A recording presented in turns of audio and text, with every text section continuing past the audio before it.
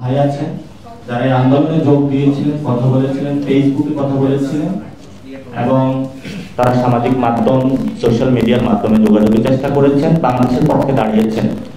গণঅভ্যুত্থান পরবর্তী সময়ে সেখানে অনেকে গ্রেপ্তার করা হয়েছে, অনেকে ইমিগ্রেশন ব্লক করা হয়েছে, অনেকে এখনো গ্রেপ্তার করা হচ্ছে। সেখানে তাদের সাথে একটি আন্তঃসংযোগ চ্যানেল চালু করা হয়েছিল, অনেকে মুক্তি পেয়েছে। কিন্তু যারা এখন গ্রেপ্তার হচ্ছে, প্রিভিয়াসলি গত কয়েক মাস ধরে তাদের ফ্যামিলি কিন্তু তাদের কোনো সংযোগ পাচ্ছেন না, এবং একসাথে যাদেরকে গণঅভ্যুত্থানের পরে গ্রেপ্তার করা হয়েছিল এবং সময় গ্রেপ্তার করা হয়েছিল তাদের মধ্যে একটা নির্দিষ্ট সংখ্যক তারা ছাড়তে রাজি হয়েছিল, বাকিদেরকে তারা এখনো ছাড়ে নাই।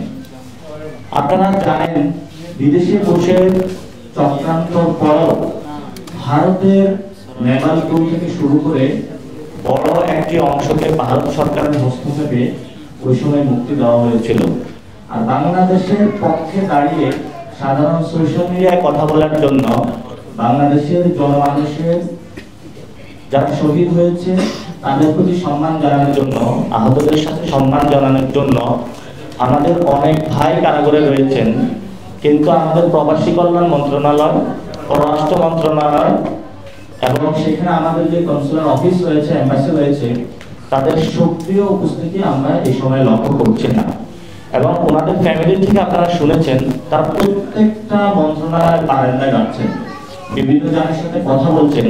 কিন্তু এটা মন্ত্রণালয়ের যেমন ইস্যু, তেমনি এটা প্রধান উপদেষ্টার সাথে ওই দেশের একটি আন্তঃসংযোগের বিষয় রয়েছে। অর্থাৎ মন্ত্রণালয়ে যদি ডিরেক্ট ওই দেশের সাথে চ্যানেল ক্রিয়েট করতে পারবে, কিন্তু ওই দেশের যিনি সরকার রয়েছেন তিনি যদি ক্ষমা করেন তাহলে তারা বাংলাদেশে ফেরত আসতে পারবে, যেহেতু তাদের রুলস রেগুলেশন রয়েছে। তো সেই ক্ষেত্রে আমরা আজকে ফ্যামিলি যারা রয়েছেন তারা আমাদের অফিসে এসেছেন, আমাদের সাথে কথা বলেছেন। তা আমরা রাজনীতির উদ্দে আপনাদেরকে ডেকেছি যে ওনাদের যে পরিস্থিতির মধ্য দিয়ে ওনারা যাচ্ছেন, এটা আপনিও একজন মানুষ হিসাবে, একজন সংবাদকর্মীর বাইরেও গিয়ে আপনার যে ইমোশনের জায়গাটা আছে সেই জায়গাটা থেকে যদি আপনি চিন্তা করেন, আপনার ভাই বেশি গ্রেপ্তার হয়েছে বাংলাদেশের পক্ষে আন্দোলন করার কারণে, তাকে এখন ছাড়ছেন, আর আপনি বিভিন্ন জায়গায় মানুষের কাছে ঘুরে বেড়াচ্ছেন, তখন আপনার কোনো একজন সংবাদকর্মী ভাই যদি আপনার খবরটা প্রচার করে, নিশ্চয় আপনার এটা জীবনের একটি বড় প্রাপ্তির বিষয়। ওই জায়গা থেকে আপনাদের কাছে রিকোয়েস্ট, ওনাদের ফ্যামিলিরা আজকে এখানে এসেছেন, ওনাদের সন্তানদের এবং কারো বাপ, কারো হাজবেন্ড তাদের একটু মুক্তি চাচ্ছেন এবং তাদের প্রিয় মানুষকে তারা দেশের মধ্যে তাদের কাছে চাচ্ছেন। অগস্টের 4 তারিখ গত বছর ঠিক এই সময় আমরা শাহবাগে ছিলাম এবং আমাদের কাছে খবর আসছিল একটু পর পর যে বাংলাদেশে কারফিউ জারি হতে যাচ্ছে। তখন আমাদের সামনে দুইটা ওয়াই ছিল, একটি হলো কারফিউ ভঙ্গ করা, আমরা বলছিলাম কারফিউ ভঙ্গ করব। তো সেই 1 বছর আজকে আমরা আবার আপনাদের সামনে এখানে একটি রুমে উপস্থিত হয়েছি।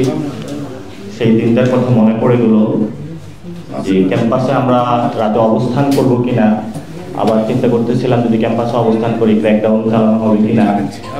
বিভিন্ন অবস্থান চিন্তা ভাবনা করে আমরা ওই দিন শাহবাগ থেকে চলে যাই এবং রাতে সিদ্ধান্ত নিয়েই পরবর্তীতে 5 তারিখে ঢাকা আসে জনতা, এবং এটা 6 তারিখে হওয়ার কথা ছিল, এটা 5 তারিখে আমরা এগিয়ে নিয়ে আসি।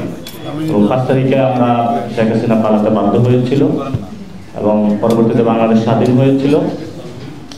কিন্তু আপনারা এটাও জানেন সেই সময়ে বাংলাদেশের প্রত্যেকটা ঘর থেকে, প্রত্যেকটা ফ্যামিলি থেকে মানুষ রাজপথে নেমে এসেছিল এবং সাথে সাথে বাংলাদেশের নাগরিক যারা বিদেশে আছেন, ডায়াসপোরা কমিউনিটি, তারাও কিন্তু রাজপথে নেমে এসেছিল এবং তাদের সাথে আমাদের যোগাযোগ হচ্ছিল বিভিন্ন এলাকাগুলোতে,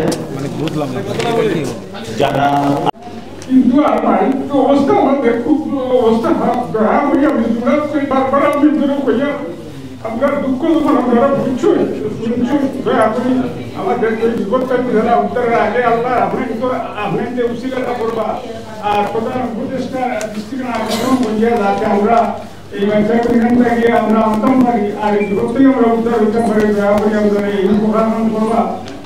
আমরা বর্তমানে প্রধান উপদেষ্টা বাংলাদেশের গৌরব নোবেল বিজয়ী একমাত্র বাংলাদেশের অমনি person of the Bangladesh professor doctor Mohammad Yunus স্যারের হস্তক্ষেপ কামনা করছি এবং আমরা অতি দ্রুত আগামী এক সপ্তাহের ভিতরে আমাদের একটি প্রতিনিধি টিম প্রধান উপদেষ্টা প্রফেসর ডক্টর মোহাম্মদ ইউনূস স্যারের সাথে আমরা সাক্ষাৎ করতে চাই এবং এই যে খুব দ্রুত যারা আটক আছে তাদের দ্রুত মুক্তির জন্য যেন পদক্ষেপ নেওয়া হয় এবং যারা বিভিন্ন সিআইডি আছে এবং এই যে মামলাটা যে চলমান আছে এই গ্রেফতার প্রক্রিয়াটা টোটালি বন্ধ করার জন্য কূটনৈতিকভাবে সরকারের প্রতি বিনীত অনুরোধ জানাচ্ছি।